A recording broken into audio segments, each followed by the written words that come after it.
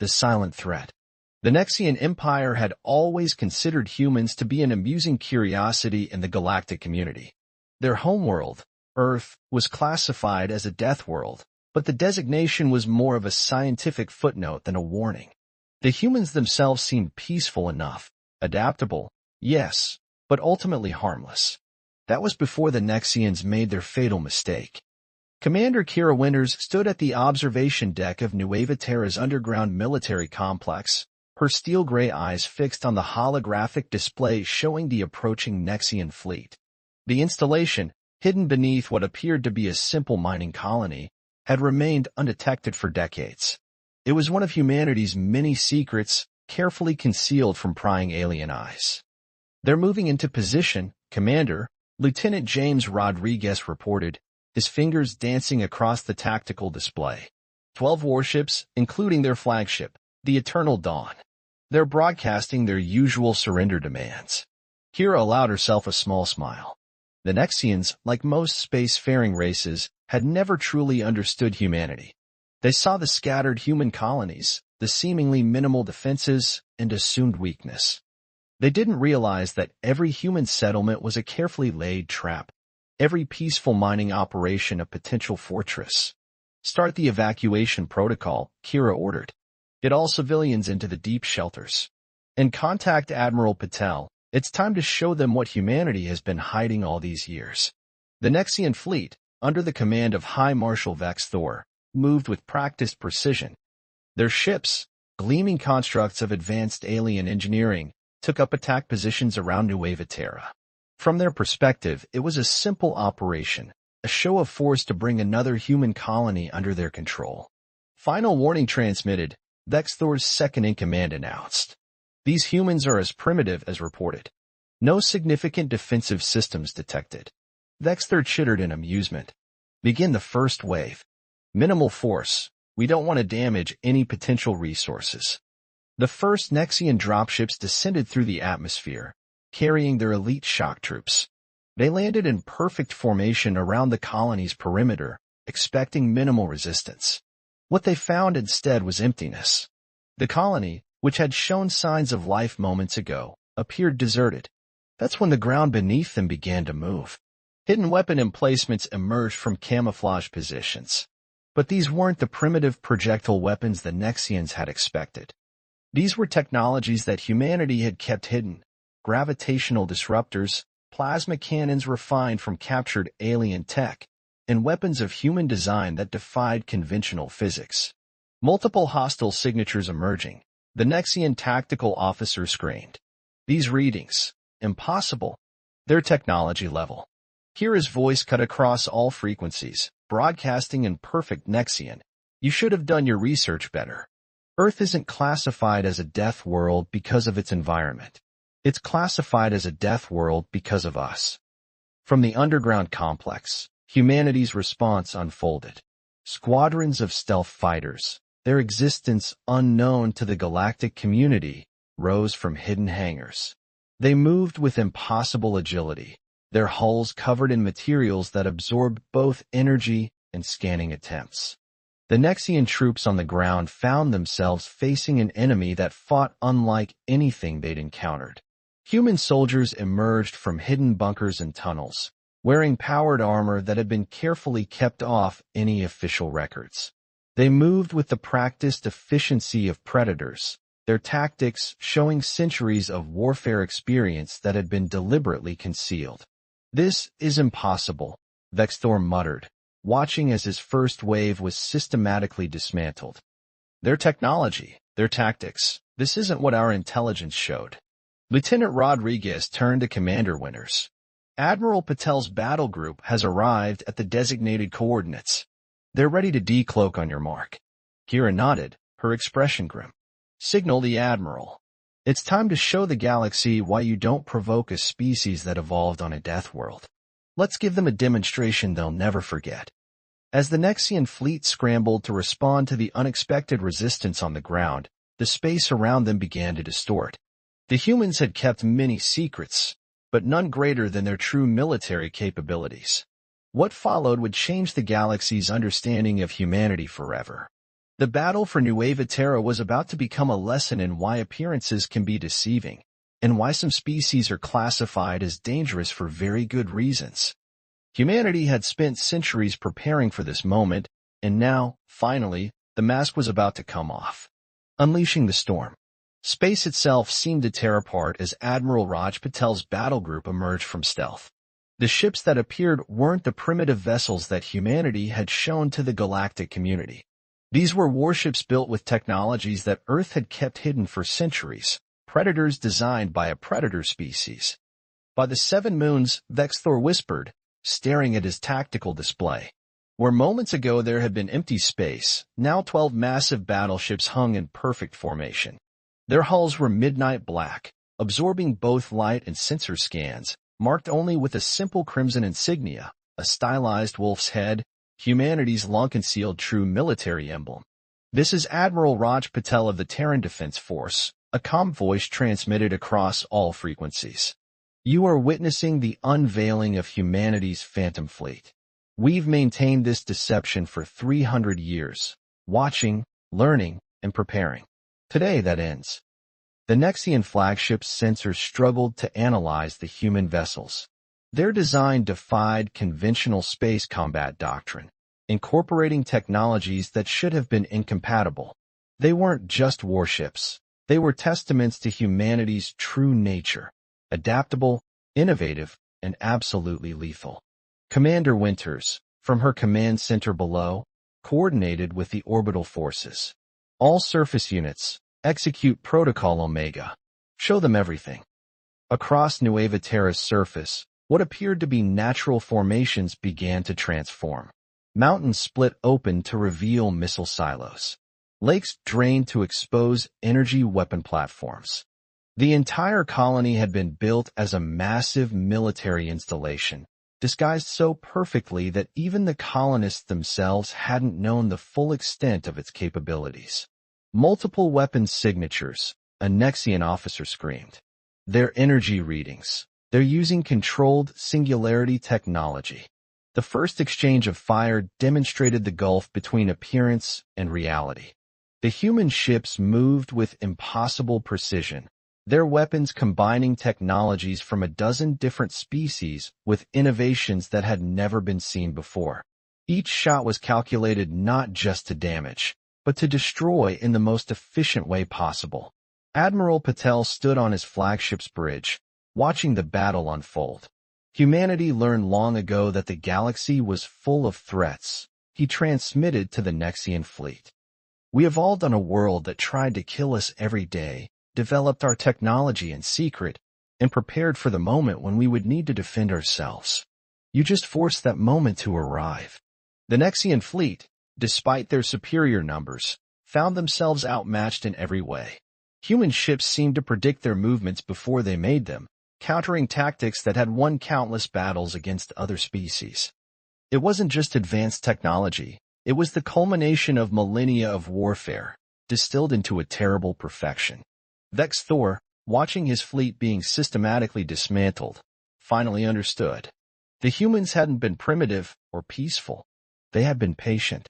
Every technology they had shown to the galaxy, every diplomatic agreement, every trade deal, all had been part of an elaborate deception, concealing their true capabilities until they were forced to reveal them. "Signal the retreat," he ordered, his voice hollow.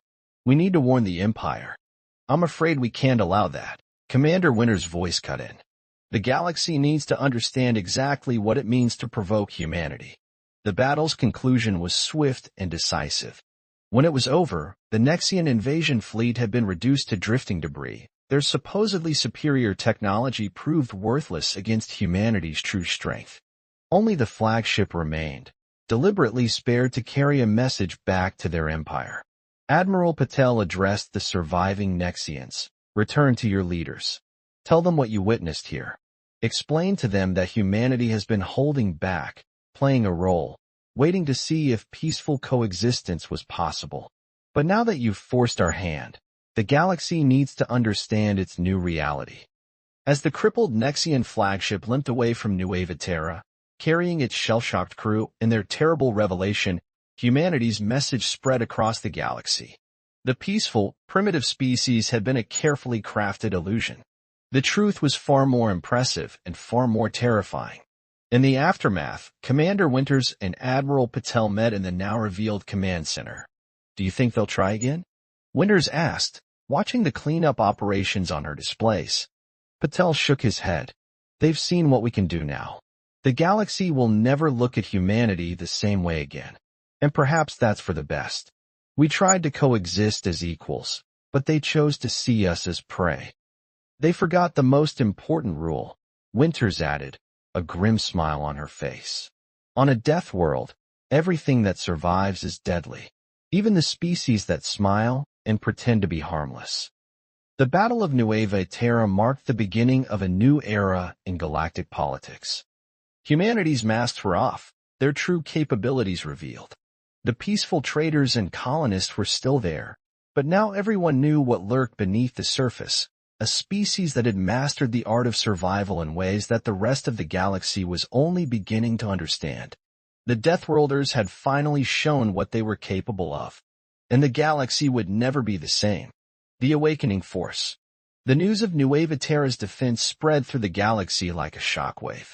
In the Galactic Council's emergency session, representatives from 100 species argued about the implications of humanity's revelation. But for Fleet Marshal Theron Drake, watching the proceedings from Earth's hidden strategic command center, their debates were already irrelevant. "They're mobilizing their fleets," he announced to the assembled human leadership, his weathered face illuminated by the holographic displays showing movement across the galaxy. "The Nexian Empire has already contacted the Zrylak Confederation and the Mercanian Alliance. They're forming a coalition." Director Naomi Chun of Earth Intelligence nodded grimly. "As expected, our facade of weakness was too convincing. They still think they can overwhelm us with numbers." She gestured, and new data streams appeared in the air. "We're detecting quantum communications between 17 different species. They're scared, and scared species are dangerous." The room fell silent as Supreme Commander Jun Zhao entered. His presence commanded attention not through any obvious display of authority, but through the quiet confidence of someone who had spent decades preparing for this moment. "The deception is over," Zhao stated, his voice carrying to every corner of the room. "For 3 centuries, we've hidden our true nature. We've watched them colonize worlds we could have taken, endured their patronizing attitudes, and played the role of the promising but primitive species. Now we show them why Earth's children survived." Across human space, hidden installations began to activate. What appeared to be mundane mining operations transformed into military strongholds. Civilian ships revealed weapon systems that violated every known principle of galactic engineering. The mask wasn't just coming off, it was being torn away. On the frontier world of Hyperion, Colonel Raven Santos watched as her agricultural research facility shed its peaceful disguise. Massive hangars emerged from beneath wheat fields, revealing squadrons of ships that combined human ingenuity with reverse-engineered alien technology. "All units, prepare for Protocol Omega," she transmitted to her crews. "The galaxy wanted to see humanity's teeth. Let's give them something to remember." In deep space, Admiral Drake's Phantom Fleet began operations that had been rehearsed for generations. Ships that could bend both light and gravity moved between the stars, positioning themselves for a campaign that would reshape galactic politics forever. Multiple hostile fleets moving into attack positions, his tactical officer reported. "The Nexian-led coalition is deploying along projected invasion corridors. They're following exactly the patterns we predicted." Drake smiled. It wasn't a pleasant expression. "Of course they are. We've spent centuries feeding them information about optimal attack strategies against Earth. Every military exercise they've run, every tactical doctrine they've developed, we've been guiding them toward this moment." The coalition's first strike came exactly where humanity expected it. A massive fleet, comprising ships from 24 species, emerged from hyperspace near the human colony of New Eden. They found exactly what Earth wanted them to find. "Enemy fleet has taken the bait," Colonel Santos reported from her command ship. "They're moving to engage our defensive positions." activating gravitic mines now. Space itself seemed to twist as humanity's hidden weapons activated. The carefully planned trap, centuries in the making, began to close. Coalition ships found their advanced drives failing as hidden human technology manipulated the very fabric of space-time.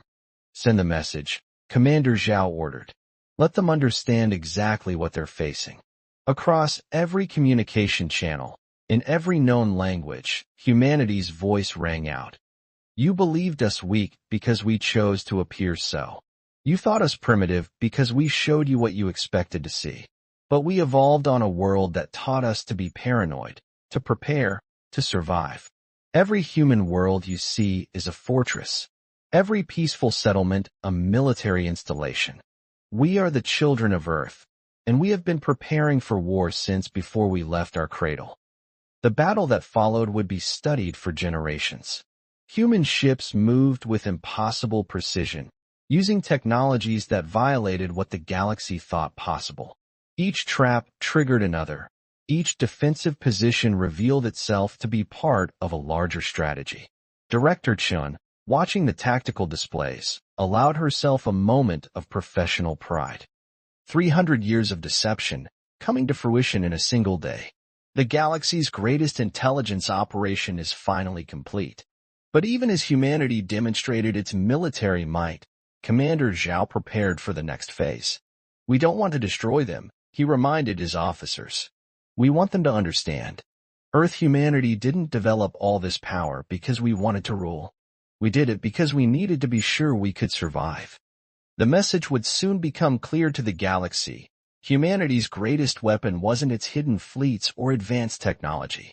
It was the mindset forged on a death world, the constant preparation, the endless innovation, the refusal to ever be truly vulnerable. The third phase of humanity's revelation had begun, and with it, the galaxy would learn why some species are best left unprovoked. The final revelation. The Galactic Coalition's grand offensive had transformed into a desperate retreat. Their mighty armada, originally intended to subjugate humanity, now fled through the stars, pursued by shadows they couldn't detect and weapons they couldn't comprehend. In the Arcturus sector, Director Marcus Kane of Special Projects watched the unfolding chaos from his observation deck aboard the stealth carrier Night's Whisper. His creation, the quantum phase generators that allowed human ships to exist partially out of normal space, had proven more effective than even he had hoped.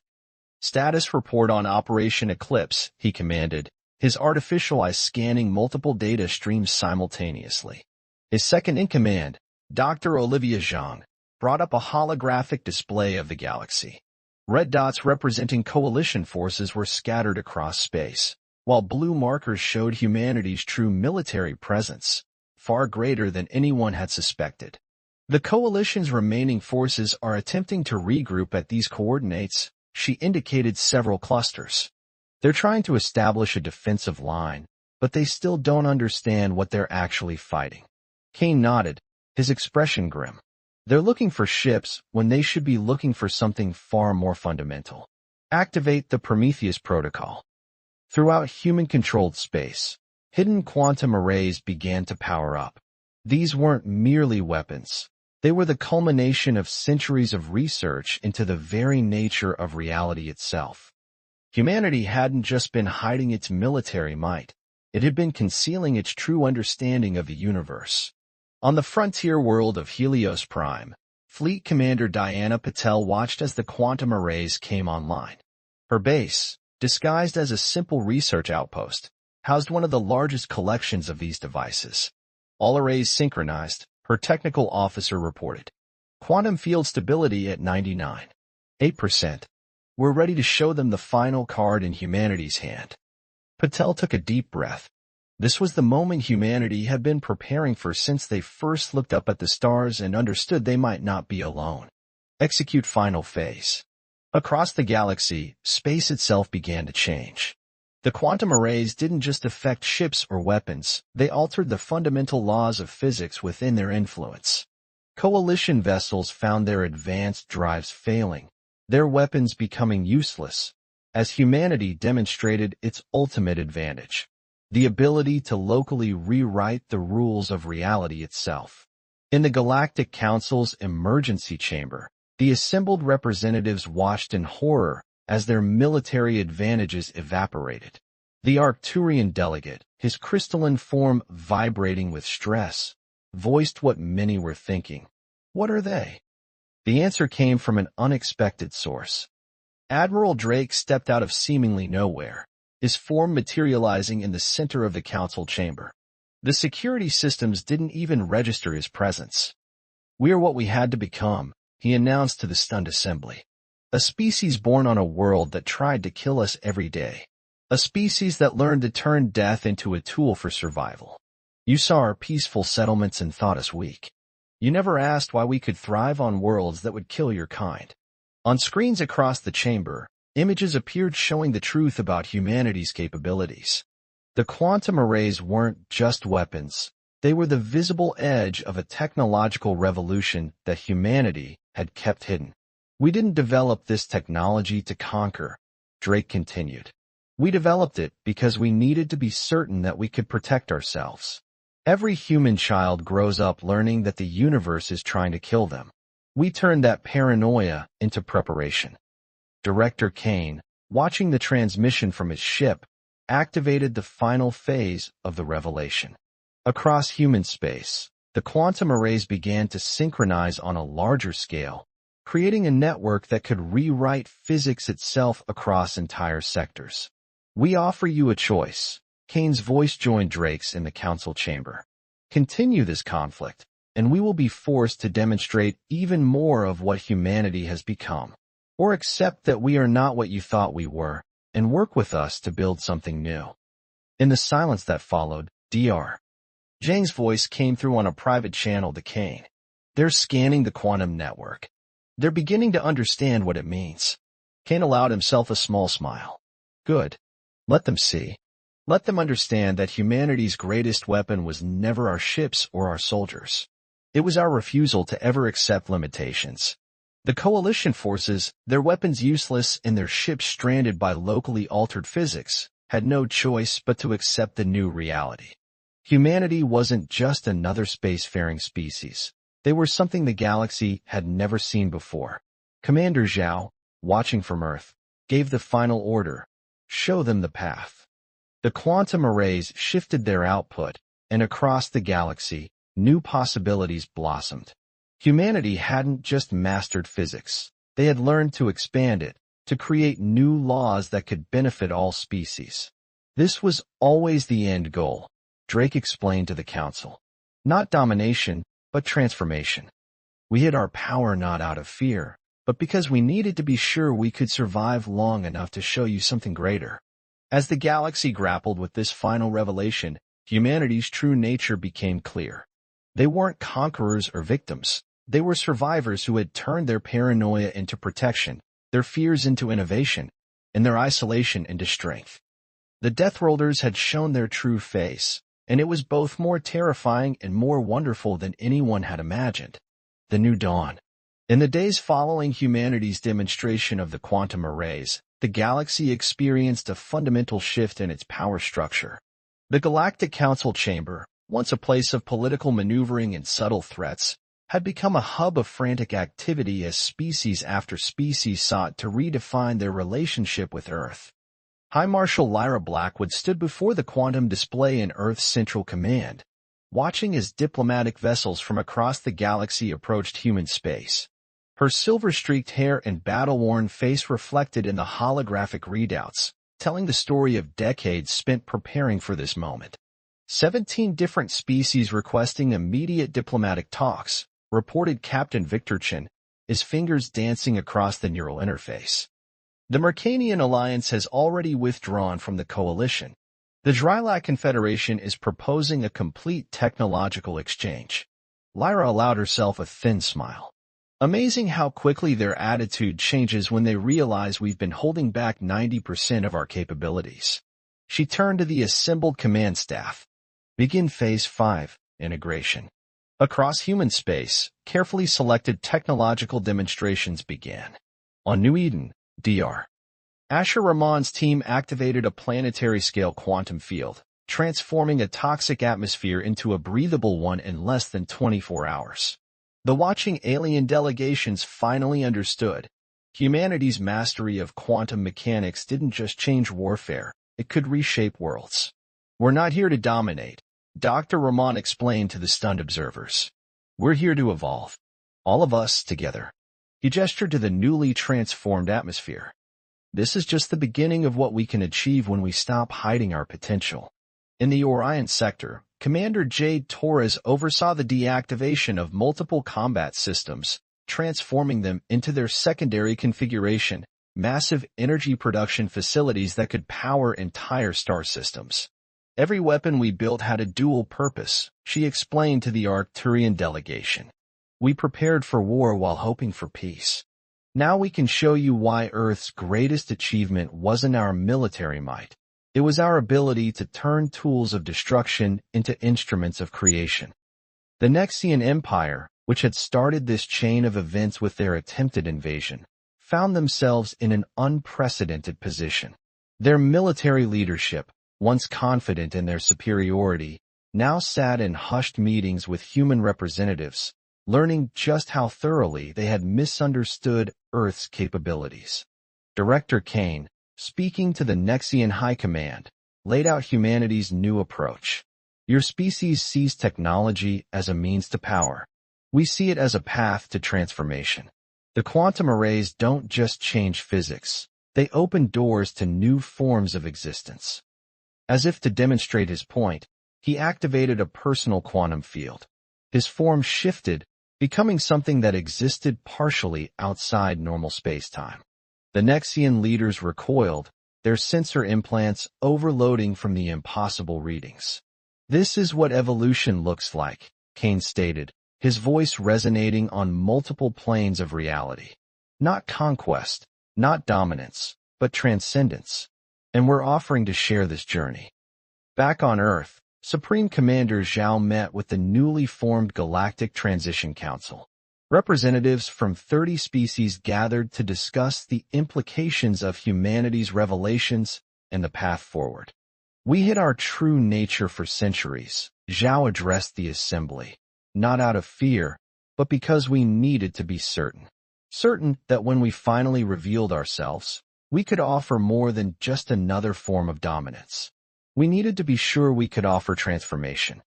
Dr. Zhang, now heading the Interspecies Technology Exchange Program, presented the Council with humanity's proposed roadmap for galactic development.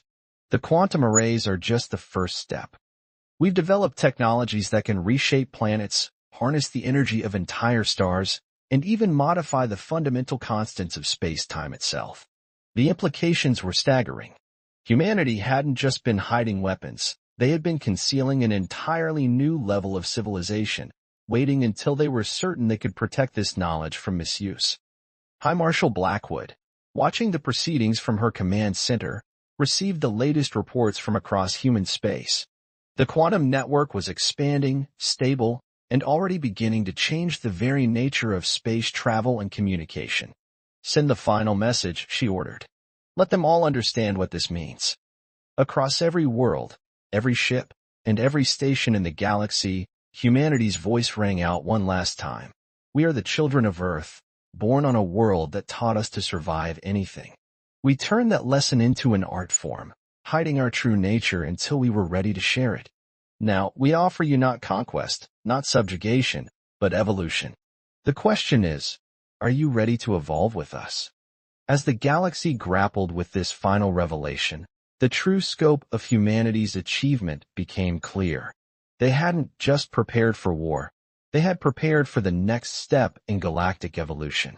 The Deathworlders had revealed their ultimate capability, the power to transform not just themselves, but the very nature of existence itself.